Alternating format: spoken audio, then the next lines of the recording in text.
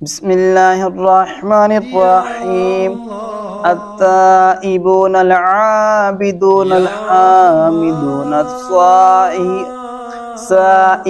الراكعون الساجدون الآمرون بالمعروف والناهون عن المنكر والحافظون لحدود اللہ وبشر المؤمنین۔ ترجمہ کنز العرفان: توبہ کرنے والے، عبادت کرنے والے، حمد کرنے والے، روزہ رکھنے والے، رکوع کرنے والے، سجدہ کرنے والے، نیکی کا حکم دینے والے اور برائی سے روکنے والے اور اللہ کی حدوں کی حفاظت کرنے والے ہیں، اور مسلمانوں کو جنتی خوشخبری سنا دو۔ التائبون، توبہ کرنے والے۔ بعض مفسرین کے نزدیک اس آیت میں مذکور اوصاف کا تعلق ان مؤمنین کے ساتھ ہے جن کا ذکر اس سے پہلی آیت میں ہوا۔ اس صورت میں اوپر والی آیت میں دیا گیا جنت کا وعدہ ان مجاہدین کے ساتھ خاص ہوگا جن میں اس آیت میں مذکورہ اوصاف پائے جائیں۔ امام زجاج کے نزدیک اس آیت میں مذکورہ اوصاف کا تعلق ماقبل آیت میں مذکور مؤمنین کے ساتھ نہیں بلکہ یہ جدا طور پر بیان کیے گئے ہیں۔ التائبون سے لے کر آخر تک ذکر کیے گئے اوصاف جن میں پائے جائیں ان کے لیے بھی جنت ہے، اگرچہ وہ نفلی جہاد نہ کریں، جیسا کہ اللہ تعالیٰ نے ارشاد فرمایا وَكُلًّا وَعَدَ اللَّهُ الْحُسْنَىٰ، جو اللہ نے سب سے بھلائی کا وعدہ فرمایا ہے۔ اکثر مفسرین کے نزدیک آیت کا یہ معنی بہتر ہے کیونکہ اس صورت میں جنت کا وعدہ تمام مؤمنین کے لیے ہوگا۔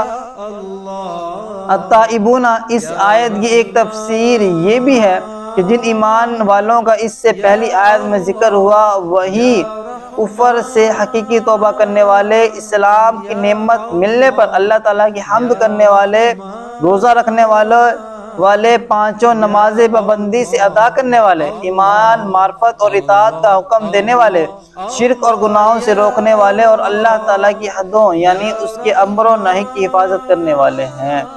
اے حبیب صلی اللہ علیہ وسلم، ان صفات سے متصف ایمان والوں کو جنت کی خوشخبری سنا دو۔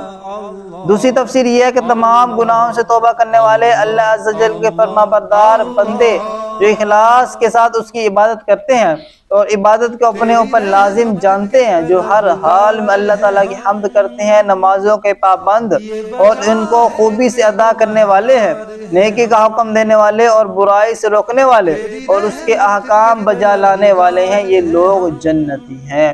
اور اے حبیب صلی اللہ علیہ وسلم، مسلمانوں کو خوشخبری سنا دو کہ وہ اللہ عز و جل کا عہد وفا کریں گے تو اللہ تعالیٰ انہیں جنت میں داخل فرمائے گا۔